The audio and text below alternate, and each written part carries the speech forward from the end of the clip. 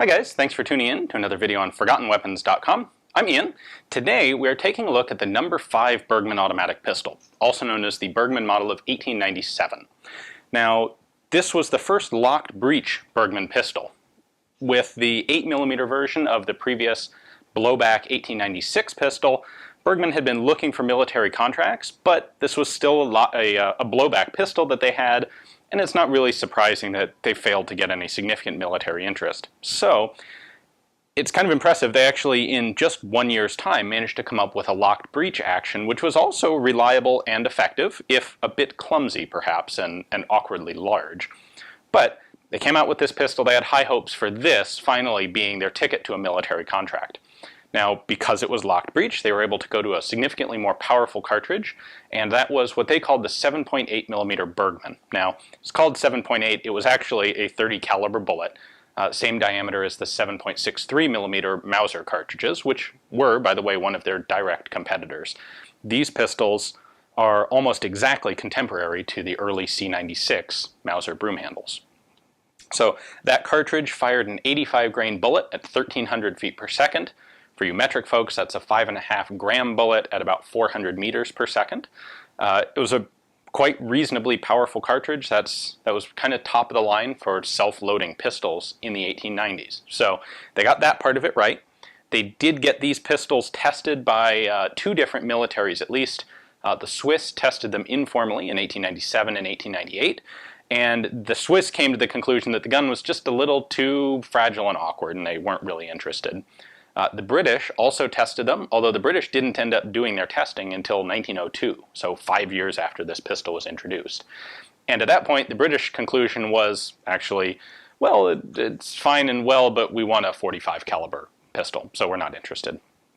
So unfortunately, this pistol also ultimately failed to get Bergman any military contracts. As a result, once that kind of became clear, they transitioned to trying to market these to the civilian market. And so a couple things they did to try and push that were pistol carbines, where you could get a carbine length barrel with the detachable shoulder stock. In fact, a detachable wooden shoulder stock, as opposed to the detachable leather holster stocks, which, by the way, every one of these 1897 pistols was sold with. They're matching stocks. We'll take a look at that up close in a minute. They also made a small number of embellished full stock sporter style carbines, which I think this is a really cool little gun. So we'll take a closer look at this one as well. In total, about 1,000 were made. The serial number on this guy is 820, so we know they went higher than that, but not more than 1,000. And this would ultimately not, well, of course, with only 1,000 made, it wasn't a particularly successful gun for Bergman. They would have to go on after this to redesign the guns with a different locking system. Now, the locking system that they use in this is a quite interesting one. It is one of very few reasonably successful firearms to use a side tilting bolt. So we'll go ahead and take a closer look at that as well. In fact, why don't we go ahead and do that right now. So here's our basic standard No. 5 1897 Bergman pistol. There aren't really any major variations on these guns, just other than the long-barreled examples.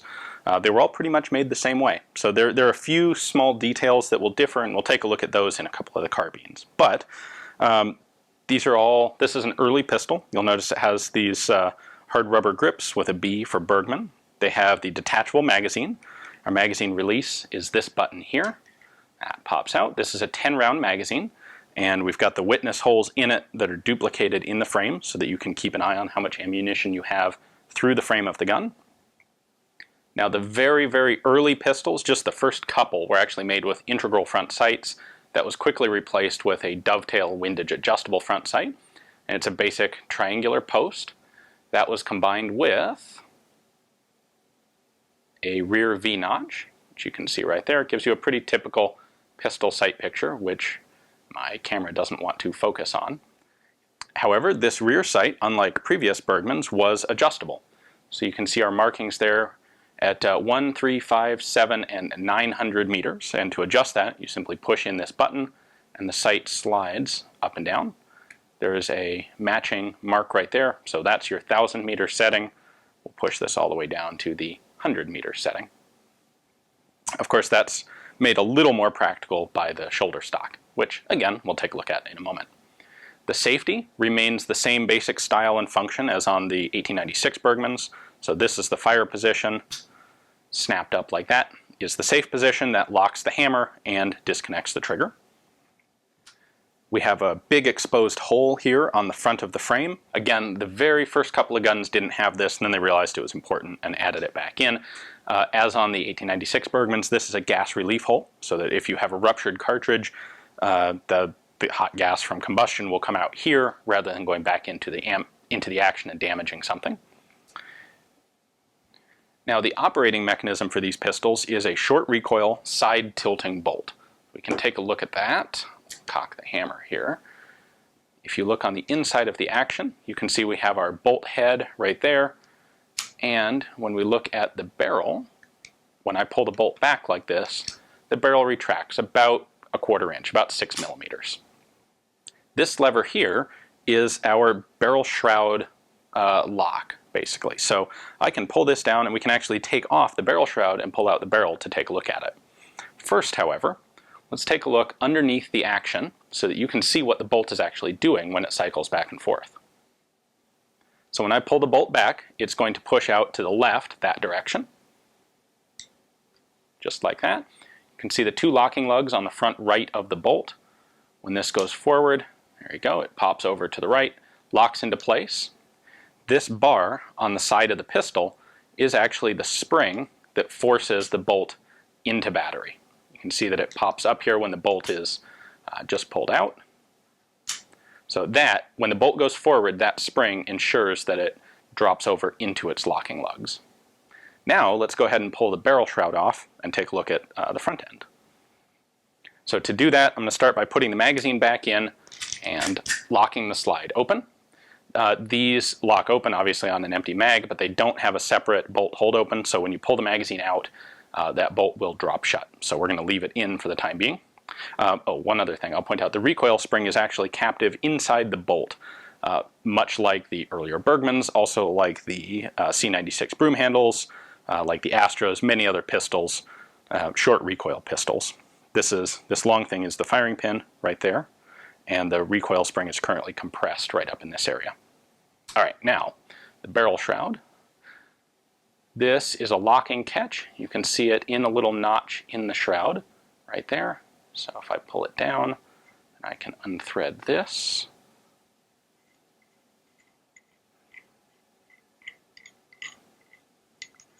Pull the barrel shroud off, and then the barrel just drops right out.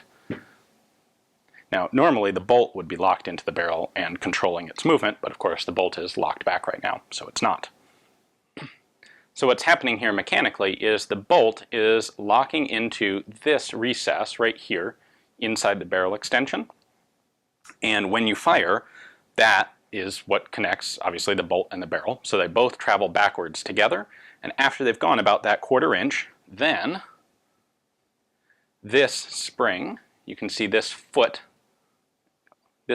right here on the inside, is going to kick open and push the barrel, well, the barrel is going to fight against that spring, run up a cam and push its way open to the left side, disconnect from the barrel stops because it's retained in the receiver, and then the bolt continues backward to eject the empty case, and then the spring pushes it forward to chamber a new case, at which point it shoves the barrel all the way forward again. If we set this back into the receiver,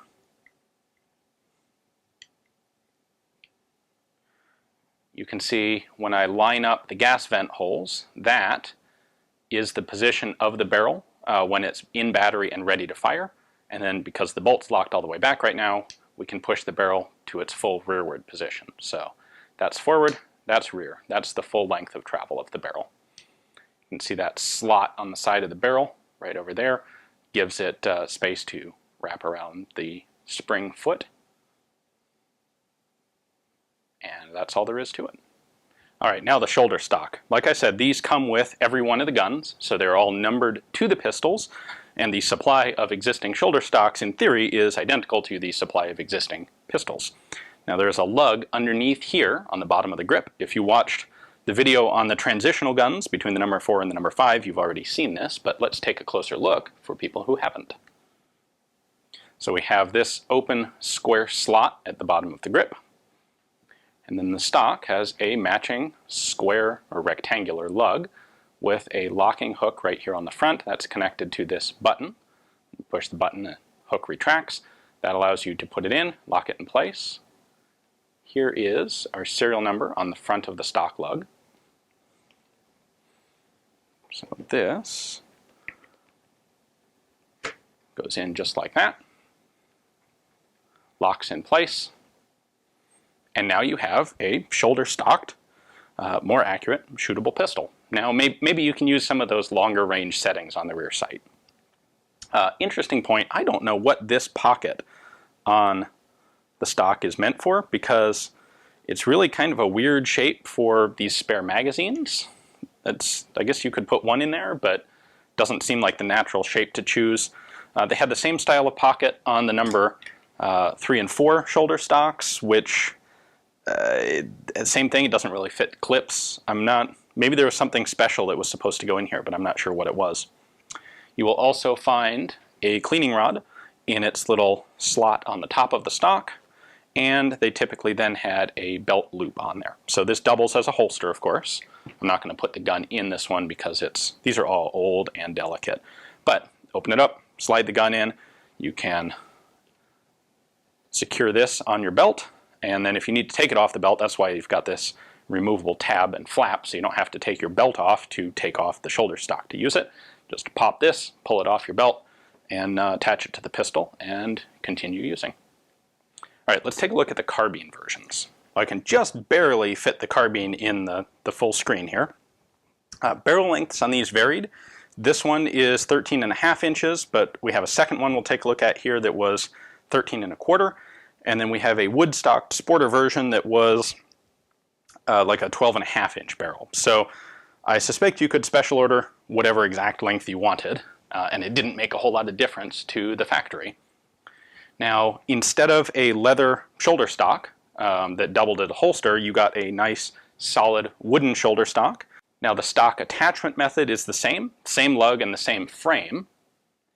However, they put a set screw into the push button. So right now this is threaded all the way in and it doesn't move. If I want to remove the stock, I have to unthread the button a bit. Then I can depress the latch, and I'm going to leave it in because this is nice and tight. But once this screw is depressed, only then can you pull the stock out.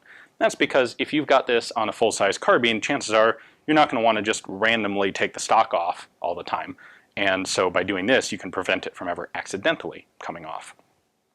So in general, the carbines are completely feature comparable to the pistols. They didn't make any changes other than the long barrel, with one exception, and that is this added safety device. So this is here to ensure that the hammer can't go forward unless the bolt is completely in battery. I don't have any reference for this, but I suspect that this is kind of related to there being a lot more mass in the barrel, and these guns may have been a little more susceptible to having the bolt not quite go all the way forward because the mainspring spring didn't have quite enough power to push that extra heavy carbine barrel forward. At any rate, you'll find these on all the carbines and none of the pistols. So the way this is supposed to work, and unfortunately this one's a bit out of tension. I can show it, but it doesn't quite work on its own. When the bolt comes back, you can see that there's a little raised section right here at the back of the bolt, and this is a flat spring that is supposed to always be pushing inward. Now this one's a little bit, it's taken a bit of a set lifted out. It should originally be sitting flat on the bolt like this. You can see when it does that, it actually blocks the hammer. So this hammer can't go forward. I can pull the trigger and nothing's going to happen because this block prevents it from doing so. Right there. However, when the bolt goes fully into battery, that little raised section lifts this spring up out of the way. Now, as you can see, there's nothing blocking the hammer, and it can drop forward and fire. Now we still have the manual safety on here, just like all of the other Bergmans of this era, but this is an added automatic safety. Now there are a couple of other very minor differences I want to point out in the carbines. I suspect these are duplicated with the pistols, but this is actually the highest serial number gun of this type I have access to. I don't have any pistols up in this range to compare it to. So first off, the grips. The early guns have a hard rubber grip with a B for Bergman. The later guns have a wooden grip. The size of these viewing holes got a little bit smaller. You can see that clearly. The checkering patterns changed. So on parts like these, like the magazine release and the bolt release, the early guns have a very coarse checkering, like that. Like I said, pretty coarse, big rough diamond shapes. While the later guns, like this one, have much finer checkering on them. At the same time, the exact style of this bolt locking lug changed. On the early guns, it's got the same checkering as all the other button type parts, while on the later guns it goes to this series of concentric circles. Now these elements, the fine checkering and the concentric circles and the wood grips, carry over to the next version of the Bergman pistol, the 1903. So it looks like they were starting to make changes on this model about halfway through its production. So there were 1,000 made total. This is serial number 485, so it's right about at the midpoint. And they made these sort of stylistic changes which would carry over to the next iteration of the gun. You do see that variation also on the top ribs of the gun. So the late gun has a finer patterning to it than the early gun. And there was a bit of a change of front sight form as well. So again, this is the early one, this is the later one, a little bit more refined, a little more, actually a little bit more complicated to make.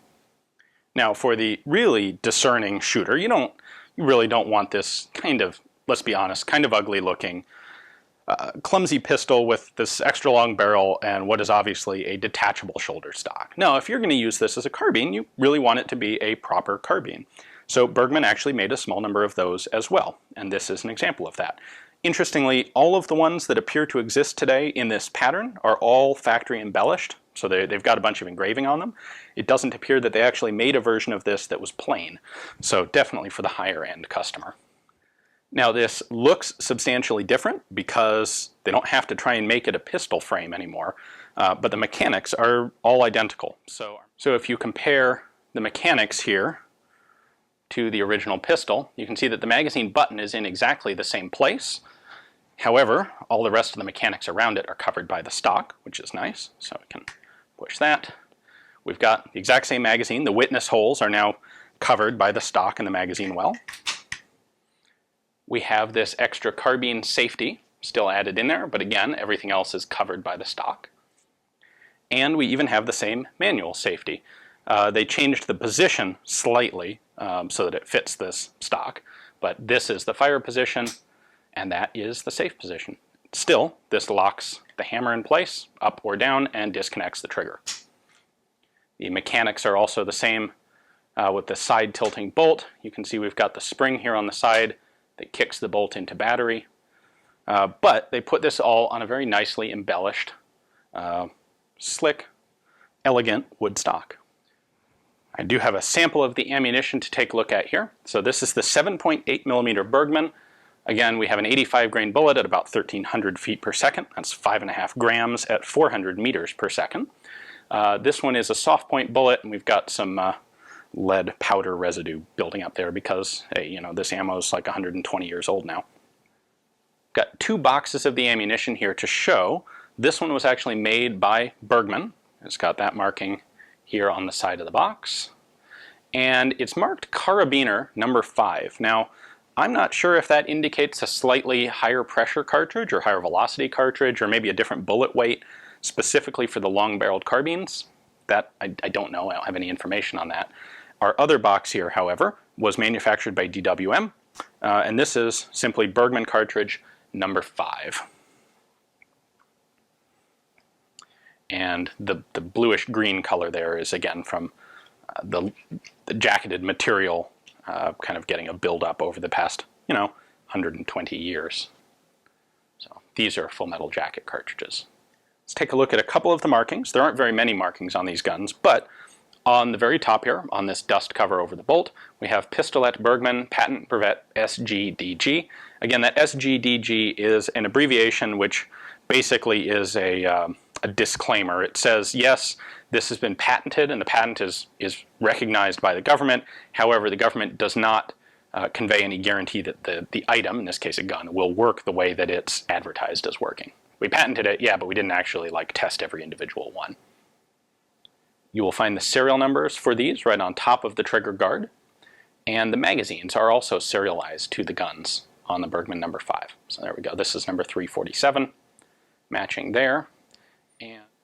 And we do also have a German crown over U proof mark right there on the other side above the trigger guard.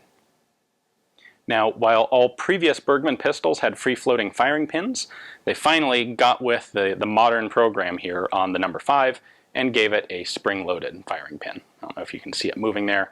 Not a whole lot. It's actually got a pretty stiff spring to it. But it is finally a spring-loaded firing pin, which is an important safety mechanism. On the carbines, by the way, instead of Pistolet Bergman, they actually say Carabiner Bergman, and then the patent markings. Thank you for watching, guys. I hope you've enjoyed the video. We got a chance to take a look at pretty much every variant of the 1897 No. 5 Bergman, so hopefully you learned something. If you enjoyed this sort of content, please consider checking out my Patreon page. It's funding from folks like you at $1 a month that makes it possible for me to travel about and bring collections and interesting pistols like these to you guys. Thanks for watching.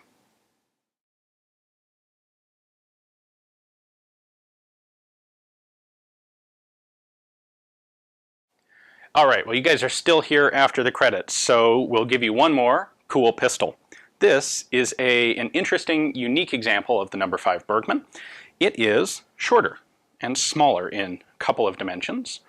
So if we compare it to a standard Bergman here, you can see that this front piece of the receiver is actually shorter, and the magazine well is shorter. In the standard gun, it comes a little bit below the trigger guard. On this one, it comes a little bit above the trigger guard, and we've only got 4 witness holes instead of 5.